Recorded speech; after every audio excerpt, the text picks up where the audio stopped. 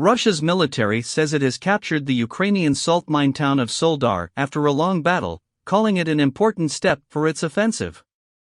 The victory would allow Russian troops to push on to the nearby city of Bakhmut and cut off the Ukrainian forces there, a spokesman said. This was a very confident and ambitious statement from Moscow. But Ukrainian officials said the fight for Soledar was still going on and accused Russia of information noise.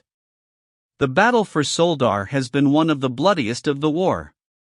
The town is relatively small, with a pre-war population of just 10,000, and its strategic significance is debatable.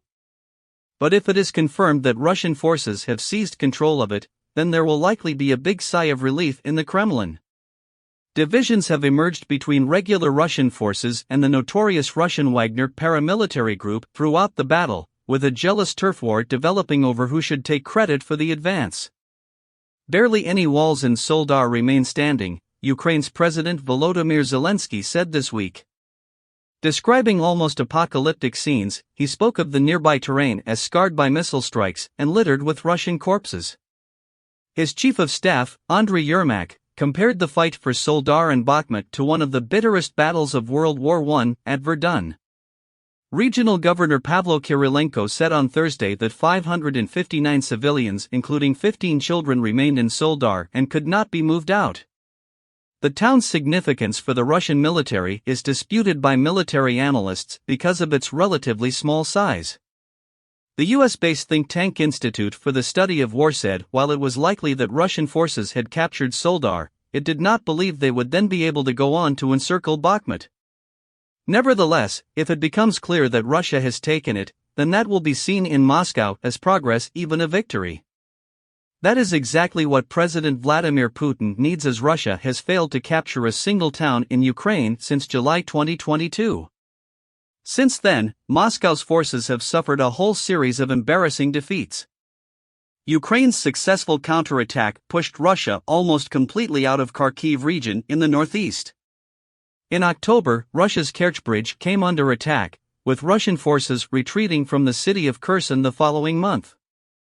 The southern port city had been the only regional capital that Russia had managed to seize since the invasion began. Capturing Soledar would be something for Moscow to present as some good news to the Russian people and the troops on the wintry front line. But Serhiy Cherevatiy, spokesperson for Ukraine's Eastern Military Command, denied Soledar was in Russian hands. "We won't give any more details as we do not want to reveal the tactical positions of our fighters." Deputy Defense Minister Hanna Maliar said fighting had been hot in Soledar overnight. Ukrainian fighters were bravely trying to hold the defense, she added, in what was a difficult stage of the war. President Volodymyr Zelensky described Soledar, Bakhmut and the wider defense of the Donetsk region of eastern Ukraine as the top issue in his nightly address late on Thursday. Western and Ukrainian officials have said much of the fighting in Soledar and Bakhmut is being done by the notoriously brutal Wagner mercenary group. Its leader, 61-year-old Yevgeny Prigozhin, has claimed repeatedly over the past few days that his forces are the only units on the ground in Soledar. He said on Tuesday night that his mercenaries had seized the town, only to be contradicted by Russia's defense ministry the next morning. Daily updates from the Russian Defense Ministry have made no mention whatsoever of Wagner, and Friday's briefing was no exception. The military said that paratroopers had played a key part in the capture of the town. Mr. Prigozhin then released a statement saying he was surprised to read the Defense Ministry briefing. There wasn't a single paratrooper in Soledar, he insisted, warning against insulting his fighters and stealing others' achievements. Analysts have long spoken of tensions between the military and Mr. Prigozhin's Wagner group.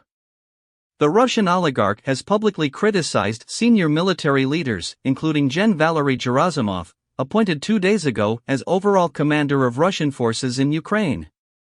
While Russia has mobilized some 300,000 reservists for the war since the end of September, Prigozhin has looked to recruit extra numbers from Russia's prisons. Andriy Yermak told French Daily Le Monde that Russian criminals had been sent straight to their deaths on the front line. Soledar is a scene of street battles, with neither side really in control of the town.